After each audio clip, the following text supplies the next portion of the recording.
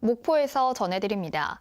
1950년 진도 의신면에 있는 무인도 갈매기 섬에서 해남 지역 보도연맹원들이 경찰에 의해 집단으로 희생된 사건이 있었는데요. 당시 희생된 사람만 300여 명이 넘을 것으로 추정되지만 배상을 받은 유족은 40여 명에 불과합니다. 최근 과거사법이 개정되면서 갈매기섬 사건에 대해 진상규명의 목소리가 다시 커지고 있습니다. 박지성 기자입니다.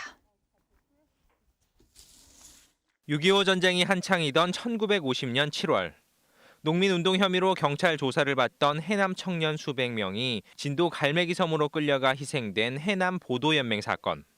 사건 발생 69년 만인 지난해 해남군에 세워진 희생자 추모탑입니다. 2008년 진실과 화해위원회의 피해자 조사 이후 희생자 49명이 소송을 통해 국가 배상을 받아 유족들이 배상금 일부를 모아 세웠습니다. 이 추모탑에는 갈매기섬 관련 희생자 63명의 이름이 적혀 있지만 유족과 관련 단체들은 이들을 포함해 350여 명이 희생됐다고 주장하고 있습니다. 6.25 당시 8살이었던 오길록 씨는 긴 세월이 흘렀어도 형님이 끌려가던 마지막 모습을 생생히 기억합니다. 그때 형님이 내가 왜 끌려가냐, 왜 죄가 있냐, 좀 뭐 사건이 뭔 내용인지 물어보는데 무조건 끌려가냐니까 말이 많다고 그러고 개머리판으로 머리를 때리면서 피를 흘리면서 끌려가는 형님을. 오 씨의 친누나 역시 경찰에게 왜 죄 없는 사람을 죽이냐고 항의하다 그 자리에서 총살당했습니다. 심지어 시신을 수습하기 위해 섬을 찾았던 유족들도 경찰의 총에 맞아 숨졌습니다.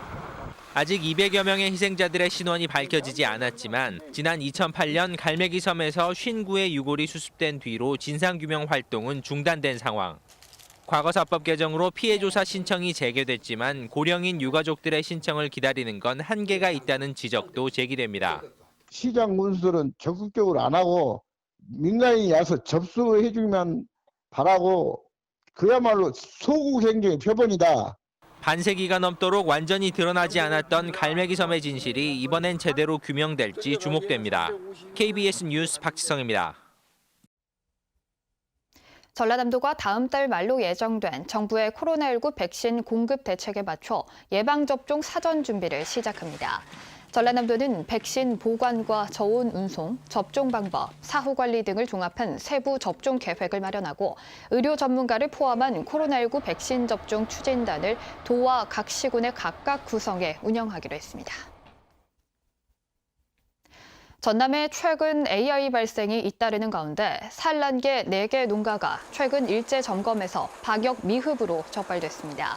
전라남도는 지난 4일부터 산란계 농장 91군데에 대해 일제 점검을 벌이는 가운데 최근 32개 농가를 마쳤고 이 중 생석회, 살포 등 방역에 미흡한 4개 농가를 적발해 보완 이행 계획서를 제출토록 했습니다.